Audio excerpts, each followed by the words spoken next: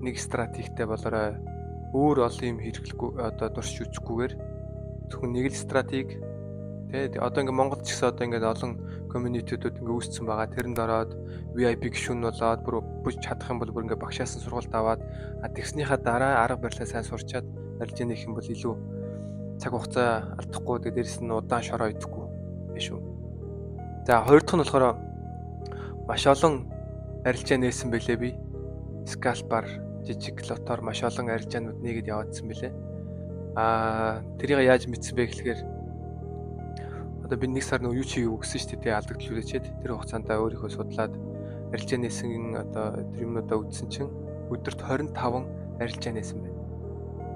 25. Би өөрөө гайхсан. Яагаад ийм их арилжаа нээсэн бэ? Тухайн үед яг арилжаа нэгээ явж байхдаа юусэн анзаараагүй. За энэ өсчих юм шиг байна. За энэ буучих юм шиг байна.